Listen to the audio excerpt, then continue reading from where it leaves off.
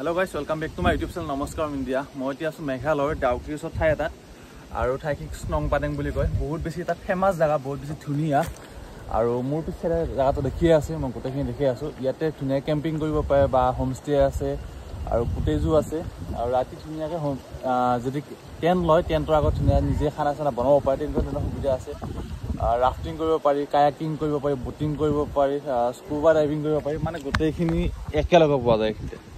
তাই ভাল গোটেইখিনি একেলগে পোৱা যায় আৰু পানীৰ কালাৰ চাক না কেনেকুৱা ধুনীয়া আৰু নদীৰ এইটো চাইডত গোটেই কেম্পিং এইবিলাক ধুনীয়া আছে। হেংগিং ব্ৰিজ আছে, মই এতিয়া ব্ৰিজখনলৈ যাই আছো। তাৰ আগতে চাব পাৰি এইবিলাক নাও পুৰণা হৈ গৈছে, এইবিলাক বেয়া হৈ গৈছে।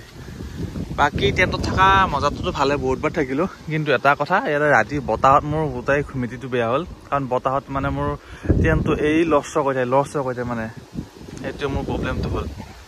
শিলৰ মাজে মাজে এনে মই একদম পানীৰ ওচৰলৈকে আহিলোঁ আৰু মই খোজকাঢ়ি আহিছোঁ। মানুহৰ সমাগমটো একদম কম, কিন্তু ইয়াতে গোটেই মদৰ বটল, এইটোৱে বেয়া কথা। এই মদৰ বটল য'তে ত'তে মানে লেতেৰাটো কৰে, কেৱল মানুহমুখা আহিব আৰু লেতেৰা কৰে, এইটো বহুত বেয়া কথা।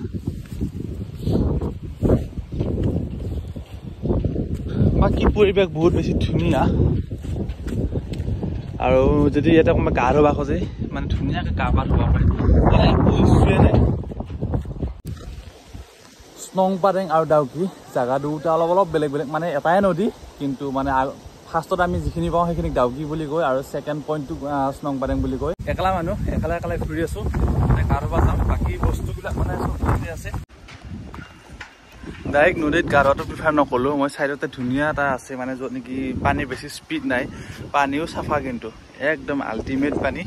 ইয়াতে গা ধুওঁ বুলি ভাবিলোঁ আৰু মেইন নদীটো সেই ছাইডতে, য'ত নেকি পানীৰ স্পীডটো বহুত বেছি।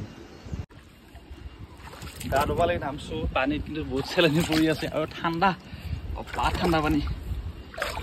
আৰু এইখিনিতে চাব পাৰে বহুত বেছি দ, দেখাত দ নাই লাগে, কিন্তু বহুত বেছি দ আছে। গাটো ধুই ধুনীয়াকৈ ফ্ৰেছ হৈ লৈ উঠি আৰামছে বহি আছোঁ এতিয়া নদীৰ পাৰত, য'ত ৰ'দ পৰি আছোঁ। ধুনীয়াকৈ নদীত গাটো ধুলোঁ, ধুই উঠি এতিয়া অলপমান ওপৰলৈ উঠি আহিছোঁ আৰু ব্ৰিজখন আছে, ব্ৰিজখনলৈ এতিয়া যাম। আৰু ব্ৰিজখনত যোৱাৰ আগতে এই দুডাল যি কেবল দেখিছা, এই দুডাল কেবলত মানে জি প্লেনিং কৰা হয়। আৰু এইখন হেংগিং ব্ৰিজখন টোটেলি লোহাৰ। হেংগিং ব্ৰিজত যোৱাৰ কাৰণে ফাৰ্ষ্ট এইখিনি ধুনীয়াকৈ ষ্টেপ বনাই থৈ দিয়া আছে। আৰু এইটো চাইডৰ মানুহ সেইটো চাইডত যাব লাগিলে একমাত্ৰ মানে যোৱাৰ ব্যৱস্থাটো এইখন হেংগিং ব্ৰিজখনে, আৰু নহ'লে পানী দি যাব লাগিব ডাইৰেক্ট।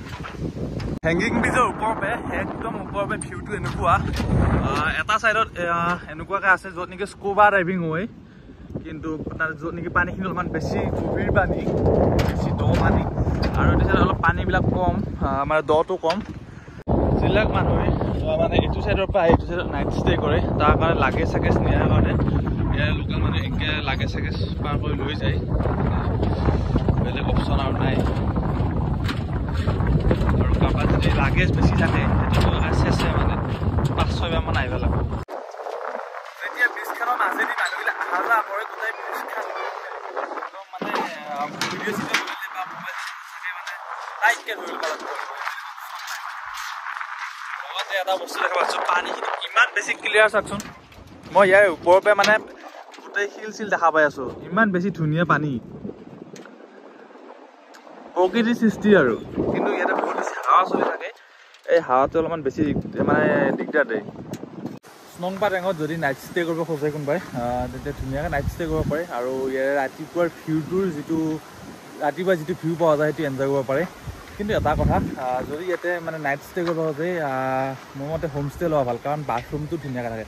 কাৰণ যদি টেণ্টত থকা যায় মানে বহুত মানুহ থাকে না, তাৰ কাৰণে লেট্ৰিন বাথৰুমৰ কাৰণে বহুত বেছি দিগদাৰ। মানে বাথৰুমটো মানে কি আৰু গা ধুবৰ কাৰণেতো ধুনীয়াকৈ নদীত গা ধুব পাৰে, কিন্তু টয়লেট যোৱাৰ কাৰণে বহুত বেছি ভেজাল এটা আছে, দিনত ৰাতি অলপ ভেজাল আছে মানে। আৰু খাৱাটো যদি কিবা ধৰ নুডলছ খাই ধুনীয়াকৈ খাব পাৰে, থালি চালিও খাব পাৰে, সেইটো খোৱাটো লৈ প্ৰব্লেম নাই। বাকী ধুনীয়াকৈ এক্টিভিটিবিলাক কৰিব পাৰে, এক্টিভিটিবিলাক ধুনীয়া ফেচিলিটি পোৱা যায়।